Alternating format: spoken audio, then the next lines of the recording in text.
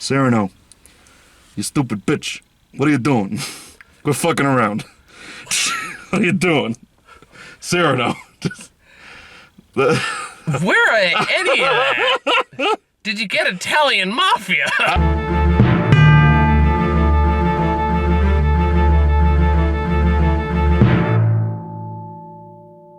That's just the voice I put on. That I don't know. Such a weird choice. I mean, yeah, but sometimes you just kind of start talking with a voice and then you're committed to it. And then it's like, yep, this is how I talk now.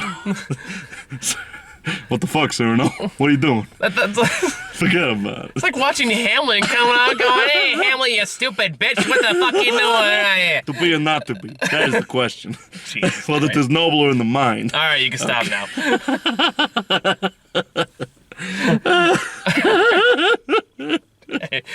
What a way to start off this review. Yeah, no, yeah. Just, odd choice. It was either that or singing, and I know you have preferences. Yeah, that's fair. That's fair. I'll take the Italian Mafia. Not that your singing's bad. That's pretty clear. Oh, of course. It is, but I'm kidding. I'm kidding. Okay. Anyway, so while everyone else is seeing Batman, we're watching the musical. we were watching Cyrano. Yeah, we were watching Cyrano, meaning like two other people. Like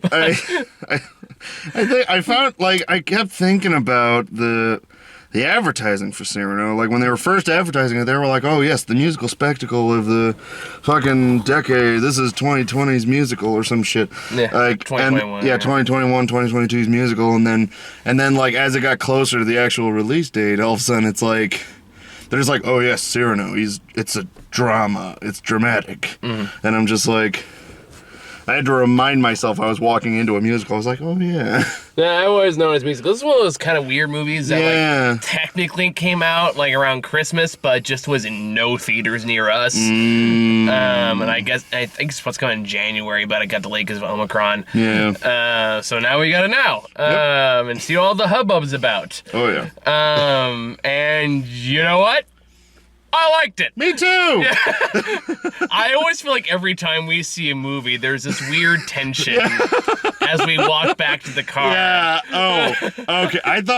I thought we were... See, I always interpreted our silent walking as a reserving our thoughts for the camera. Yeah, that's what I always thought. That it is was. accurate, but I can always say, but sometimes like when we've had situations where you really like something, I fucking hated it, and then vice versa. And then vice versa. So sometimes that kind of weird tension of like, oh God, did he like it? I don't know if he liked it. And it's like, is it okay for me to like it? I'm not sure how this goes. It is most certainly okay for you to like it. I was talking about you. Oh.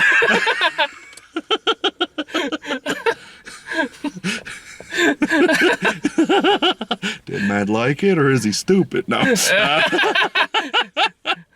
No, maybe like you towards me, because sometimes I always feel like you're afraid to say it until I say it. Sometimes, yes, I do kind of gauge it, but that's like a thing I'm working on in therapy. Yeah, totally fair. Totally fair. So Cyrano, it's definitely schmaltzy. Oh, absolutely. Melodramatic at times. Oh, fuck yes. And I love that shit. But it is absolutely appropriate to be directed by the guy who made Pride and Prejudice. It's on brand. Oh, yeah. It gets away with a lot of its schmaltz, which I ordinarily would just absolutely hate. Yeah. But here's the kicker. Here's where I'm giving this movie a lot of credit. All right. Whereas it gets away with it because it knows how to use its beats effectively. It knows that a story like this, as cliche as it is, and like to be fair, Cyrano. This is a very old play. Like to be fair, Cyrano invented this cliche. So yes. like you gotta give it like that gets a pass. Oh, yeah. My point is like it gets away with this kind of schmaltz and this kind of storytelling by knowing that this kind of story is driven by emotion, not logic. Yeah. So if you focus on the emotional aspect and you drive everything forward with that, and you do it well, you can get away with a lot of the bullshit. Exactly. It's similar to like watching Bambi. Like, it's like, it's just, it's a lot of colors and a lot of feeling. And it's similar with Cyrano. But I also want to toss in there that this movie particularly has a lot of fun with the language. Yeah. With its own language. Like, it is It is, like, I mean, Peter Dinklage on his own is unbelievably charming, and, like, that actually extends throughout the cast. Like, honestly, like, there's good chunks in where Peter Dinklage is just carrying this fucking movie. Oh my god, seriously. I mean, I feel like they wrote it for him, and I wouldn't be surprised if they did. I mean, he is so fucking good in this. Yes. Like, now, I think, well, like, honestly, one of the big concessions, from my understanding, between the original stage play and this movie is the fact that they did change, like, the physical aspect of the character, because I think in the plays he's got, like, a really big it was like nose. he had an absurdly large nose, and they kind of alluded to it in the beginning with in that opening sequence. There were a lot of masks. I forgot the kind of masks they're calling. Zanni's. Yeah, Commedia dell'arte masks with Zanni's. Zanni's the one with the really long nose. Usually it's like a servant role, which I also thought was an interesting line to draw in there. I don't know if you heard me at that moment. I was like, I was like, yes, theater brain tickling. But yeah, so like this case they modernized it a bit to make it about like him being I don't know the proper term right now, but a small person. Little person. Like a small person that like that makes sense. That tracks. That's a way to like more humanize it as opposed to like, oh, look at that big honker. What a monster. Look at that beak on his face. What's going on there? Jeez. Yeah. And we're back to the Italian mafia. Turn around, you poke my eye out.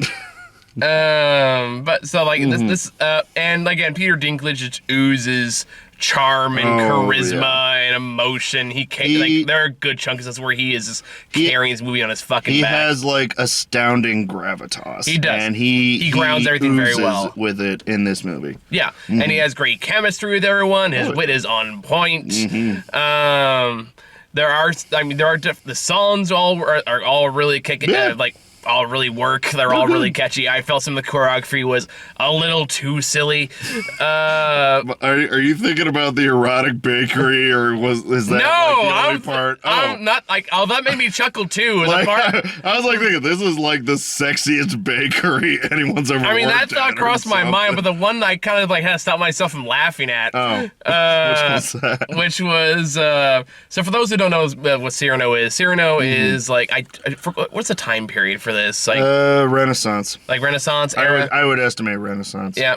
Just looking at the costume design and that tracks. I would say Renaissance. It's like Renaissance era film with this little person played by Dinklage named Cyrano, who is this swashbuckling poet, like warrior kind of a person. He has every reason to be 100% confident in himself at all times. Yeah, pretty much. And again, it's shockingly convincing. But he's in love with this woman named Roxanne, who is the epitome of unrealistic expectations. I want to be wowed. I don't need these basic bitch I love yous. But she's like wants love and like she wants like the mythical kind of love. I want to be swept off my feet every day. I want love at first sight, and she gets it in the form of this man named Christian, who is dumb as a bag of hammers. But it wasn't even necessarily that he's dumb, but it's just that he's dumb in the wrong ways. He's not. Yeah, he's dumb in the wrong ways. He's not well read. He's not poetic. He's not educated. Yeah. He's handsome. But she sees him once and decides that I'm in love with him because sure. All right. Again, that's where I'm like. It was the first time this was done. This is the first one to popularize it. Let it go. Let it go. Historically, this set a trend. It worked so well, everyone did it. And I was like, I have to, there's nothing they could have done to change this. We're going to let it go. We're going to let it go. The movie does kind of compensate it for a little bit, and I have to assume this is a modern readjustment of the material where they kind of say, like, yeah, but she's kind of stupid. So it's bizarre because it's like there are several moments where it's like, she can't be this stupid. And then she makes notes of it. Like, she says things out loud. And I'm just like, okay, so she is realizing, but then she doesn't. And I'm just like, God damn it, Roxanne. I love you, but God damn it. But anyway, so she falls in love with this Christian guy immediately. And then, but he happens to be going to the guard. So she talks to Cyrano, who is, of course, obsessed to an unhealthy degree. And hey, here's the thing. I'm not gonna fucking judge. I've been there. I get it. So it's like, all right, man. Like, I don't like it, but you do you. All right.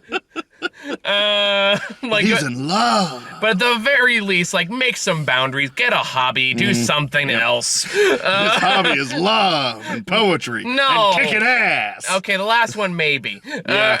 Like, that one is kind of fair. I love, like, honestly, like, first off, the whole movie's great, but my favorite scene in the whole movie Oh, hold is just... on. Before we get to that, okay. I'm not done with my thought, though. Oh, yeah, carry on. So Christian joins the army, much to the behest of Cyrano, who realizes immediately, he's like, oh, I gotta educate this bitch. Because he's not very... So they make an arrangement where Christian wants to be with Roxanne, too, so Cyrano writes the letters that he gives to her to make them fall in love and get this romance and everything like that. The part where I had to stop myself from laughing was where they have this whole sequence of her receiving the letters and all of the framing and the choreography trying to show how much she wants to fuck these letters. I was like watching that scene, I was like, oh my, whoa. It's not even like, I'm not even exaggerating that. That is clearly what I was like, that was such a weirdly steamy montage. She has these letters and she's flipping them around. She's grasping the bed sheets. Like she's rubbing them against her body. She's gripping the bed sheets in doggy style position. And it's like, these letters make me so horny. I was just like, oh my God, whoa. And I'm just... I feel like I'm in a stag movie all of a sudden. Holy shit. And it's just like, whoa, okay, I get it, but like, but take a step back for like a second.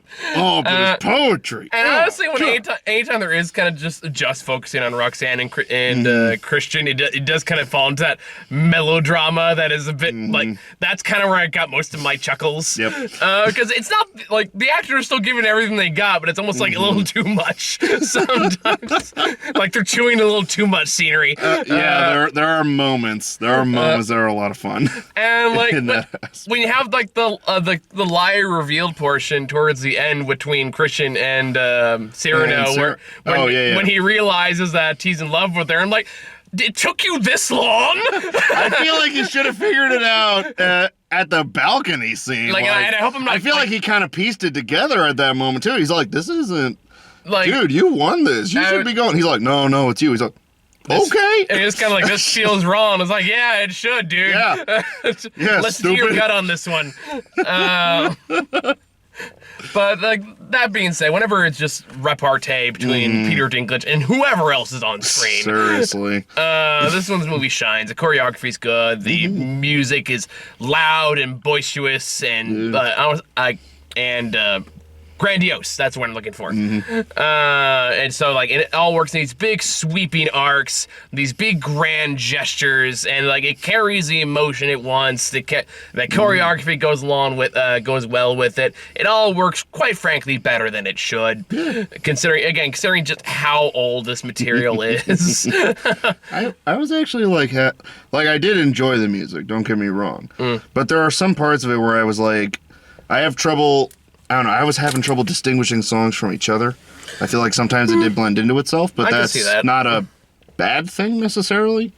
Okay. There were like the thing about the musical aspect is that like sometimes it's like I feel like the way that so I think I've probably said this on these videos before, but it's like the way that musicals do songs are the same way Shakespeare does monologues and soliloquies. Like it's stuff to get into the character's head and also to present like things that you can't show on a stage to the audience. Yeah. But like I feel like sometimes the songs are in conflict with the performances. Okay, explain. So one of my favorite things about this movie is that they have an insanely good grasp on subtext. Like you can, like, you know, the characters, they wear everything on their face, even if the words are saying otherwise. Okay, yeah. So it's like you already are getting that insight into them, and, you know, through film, you're able to express things like, you know, war and, like, you know, heightened emotions. Yeah. So sometimes I felt like the songs were just kind of, I don't know, further hammering it in, so to speak. I guess, but musicals aren't really known for their subtlety either. Also extremely true. So it's a case of like, if I want to give West Side Story a pass for that, I can give that to this one. Although, like, but I think, again, it's kind of what I was talking about earlier, though, why I think it works more than it doesn't is the fact that it is driven by emotion. So everything that kind of piggybacks off that can kind of be forgiven in the fact that it is an emotional story, which is like different from, say, like West Side Story or anything like this, which does still have a logical through thread. Oh, yeah. This one has no concern about that whatsoever. Like, it doesn't care, like, if the story makes sense at all. It doesn't need to, and it understands that. And yeah, it's like, it presents that very well, too. Yeah, so, like, so I'm willing to forgive a lot of, like, stuff like that because of what it is and its awareness of what it is. And everything is driven by that. So, like, for example, I think one of my favorite little small scenes is this entire time Roxanne is trying to be seduced by this Duke character who's, like, the obvious villain. Is he, like, played by Ralph Fiennes or something? No, he's played... He looks like Ralph Fiennes. No. He's played by the guy who was, like, the villain in Star Wars Rogue One. Oh Jesus, that was a long. I have not seen that in a while. He's like the commander dude. He's also He's also like, I remember the guy. I was just like, oh fuck yeah, I forgot about that movie. He's also like the Skrull, like the head Skrull in Captain Marvel. God, he reminded me of someone else too. I just can't. I can't put my thumb on it. I'll look it up real quick. All right. Well, while I'm vamping. Yep. Ben Mendelsohn. No. Okay, for some reason, facially, he either reminded me of Ewan McGregor or Ralph Fiennes or something, but I think... Or the fucking dude from Moulin Rouge. But I guess that's that's not him. Okay, yeah, I mean, he's definitely mellowed out since Moulin Rouge, if it's the same guy. Yeah, that is not who that is. Yep, not even... Yeah. It's that guy. Oh, okay. All right, I'm seeing it now. Yeah. It's hard to recognize with the wig. I know, and the makeup and all that stuff. And the makeup. But so the entire time, this creepy ass old man is trying to hit on this woman, and she's just not into it until she basically tricks him that she is, in order to get him to not send people to the Cyrano and I love Christian. That. I love that scene. The part like after that is like he has this whole villain song leading up to like, oh my God, it's just like a discount. Like it was a villain song right after like literally the most threatening proposal you could send someone. Yeah, it's like a discount Hellfire kind of vibe to it. Yeah, and he's marching out like, I will take what's mine. I'll pick the lock. I'll break the gate. And then he gets there and he's marrying another dude, and he's just like, well, shit. Like, doesn't really put up a fight. He closes the door behind him, and hold on. And Cyrano's sitting there in the hallway, and he just like turns to him and just goes like, bitches, am I right? And they kind of have this moment like that bitch told me. And by the way, I'm only slightly paraphrasing. I love how like, they had a whole paragraph about it, but it's like it's summarized in bitches, right? Yeah, that's pretty much what it boils down to. Yeah, he just has those little moments of women. Women, am I right? I will never love again. I'll never love again. Love sucks now. Pretty love much. stinks. Anyway. What were you gonna say before? I wanted to allude to my favorite scene in the whole thing. Go for it. Just like, oh God, because this brought me back to the Sing 2 review, but like in a okay. Well, bear with me. Fucking the first scene is like my favorite scene is like Roxanne is going to see a play with that Duke guy, and the Duke guy brought like a friend, I guess. He's just like a fellow. And the moment the play starts, Cyrano is shouting from the back like, hey, lead actor, fuck you. And like he's like, hey, I told you never to show your face on stage again. Hey, and he literally just threatens him off stage and bribes him. And I'm thinking like I was like, man, if this was Sing 2, I'd be fucking livid right now. Why do I like this? Because he's so goddamn charming. He really is. And the minute you hear him say something, it's like he immediately adds gravitas to the scene. I was like, all right, credit where credit's due. I would fuck this man. I think like everybody would fuck Peter Dinklage once if they had the option. I'm not saying I'd be his first choice or even his fifth. Oh, yeah. But, if Peter Dinklage offered, you'd be like, if he'd have me. Yeah. I'm not doing anything. Whisper sweet nothings to me, Peter Dinklage. Quote Cyrano to me. This is going to be in a court filing somewhere at some point in my life. I just know it right now, like a restraining order Peter somewhere. Dinklage don't fuck around. Peter Dinklage got a legal team on it. Someone else wants to fuck me. I'll show them. It's like, security. My Dinklage senses are tingling. That seems inappropriate. Yeah, okay, well, never mind. That's the inappropriate part of the conversation. Yeah, Never mind. I recognize the stupidity of what I just said. But like, because like even like his opening number, which like isn't even really that much of a song, it's just him like talking in a rhythm to just, sword fighting. It's like, he's it just still kicks ass. He's just battle rapping a dude while he's kicking his ass in a sword fight. Like, it's popping. I dig it. Oh yeah. Also in this scene, he kills a guy. like he stops the play, gets the theater to give everyone a refund, and then a dude challenges him to a duel, and he kills him. This is the first scene in the fucking show. Yep. Oh man. So, yeah. It's good. Yeah, it's fucking great. Yeah, I had a good time with it. So I didn't really like the ending. I think it's one thing I gotta say. I feel like it did drop off a little after the confrontation. So this is going to spoilers, obviously. Yeah. So if you don't want to know how the movie ends, If you don't want a spoiler for a several 100-year-old play. I mean, to be fair, how often is this in circulation in theater? Also true. Yeah. I mean, the most recent example I can think of was that Steve Martin movie. I can't remember what it was called, but similarly, Martin had a big nose. I'm pretty sure that is nothing like Cyrano. Well, it was inspired by Cyrano. Sure. It wasn't the same plot, but in the same way The Exorcist is inspired by real events.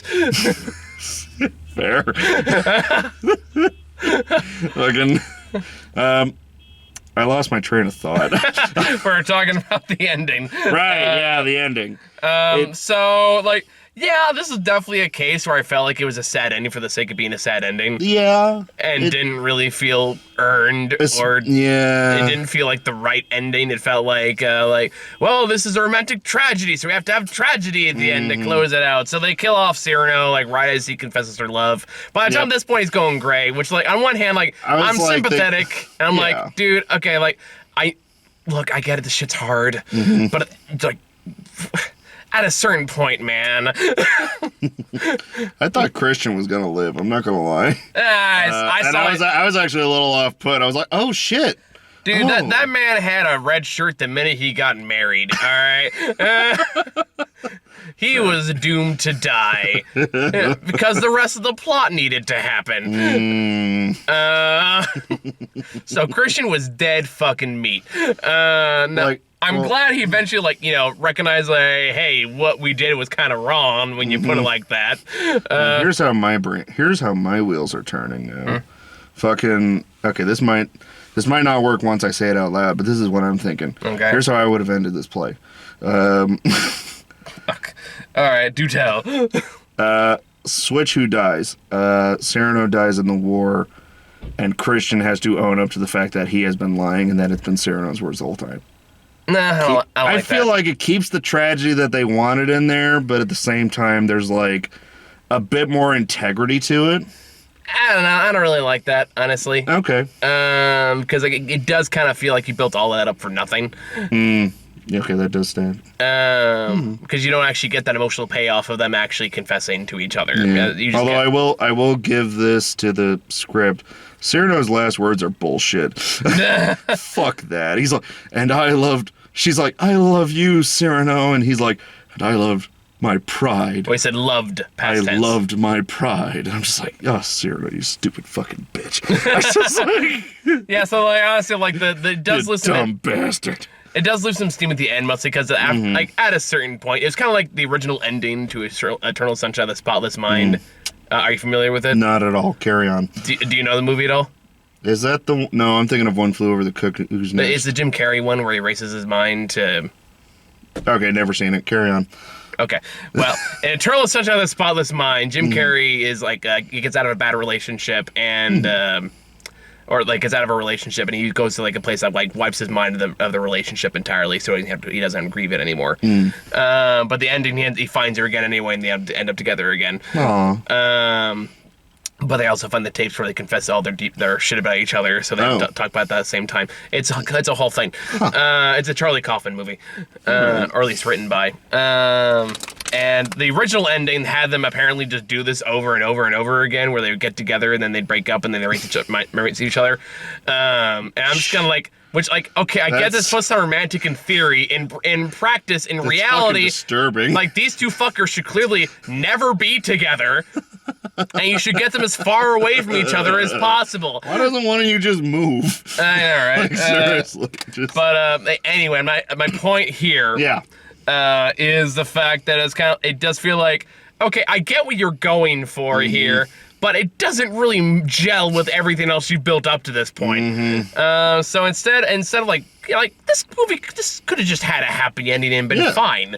But instead, it feels like, no, we can't have a happy ending to our... It's Oscar season, damn it. We have to have a tragic ending for no other reason because it needs to have a tragic ending. So you have a scene where he's old and gray now. He still hasn't confessed his love. And after... old and gray, 3 years later. 3 years later. It is like, I don't know. Like, it doesn't feel like it should be that...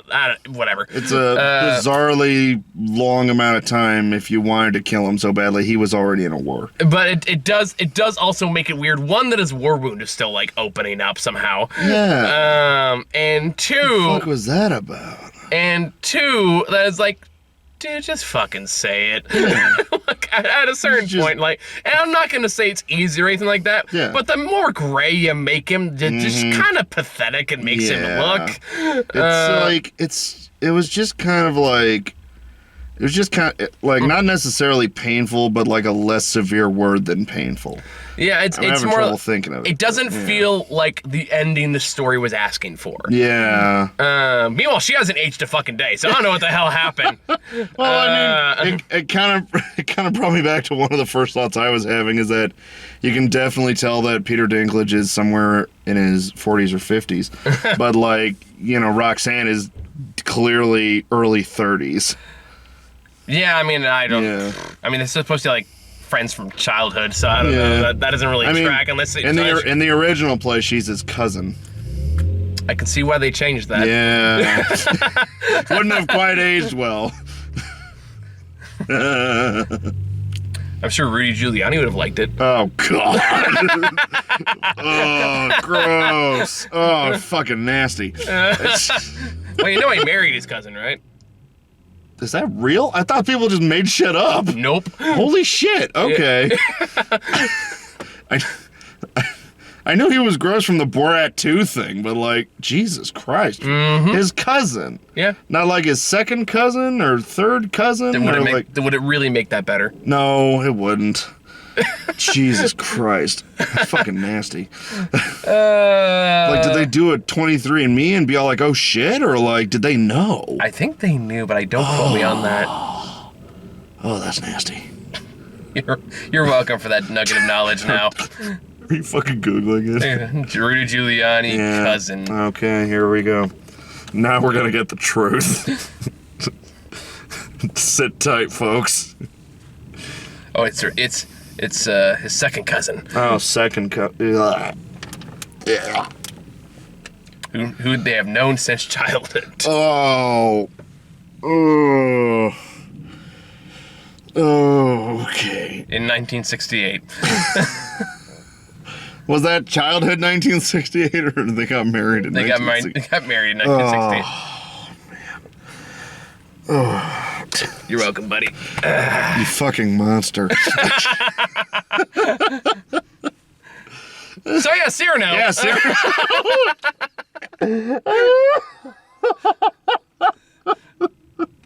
Yeah, Cyrano's a great movie. I enjoyed it. It's really good. Enjoy it. It's a good time. Buy the ticket, get some popcorn. So Batman's out. We'll probably go see that next. Batman's coming up. Yeah, we'll probably see that one next, I imagine. So, stay tuned for Batman. Do you have anything else to add? Batman doesn't go anywhere near his cousins. I don't know if he don't you fucking start with me. I know you're the comic scholar here, but I mean, Fucking don't. My first thought was like, has he? I don't my- think so. I was like, does Batman even have cousins? Like, I'm thinking about it now. We only know about Thomas and Martha Wayne. I mean, technically, Batwoman's a cousin. Really? Yeah. Oh. I just thought she was just a good ginger who hung around him a lot. I mean, that happens a lot with Batman. Yeah. Not Barbara. Batwoman's different. Yeah. Okay, yeah. But anyway, so yeah, thank you guys for watching. Yeah, have a good night. Bye. Toodles. Well, I guess one of us is the... Well, you know where the button is, so there we go. Rudy Giuliani's cousin.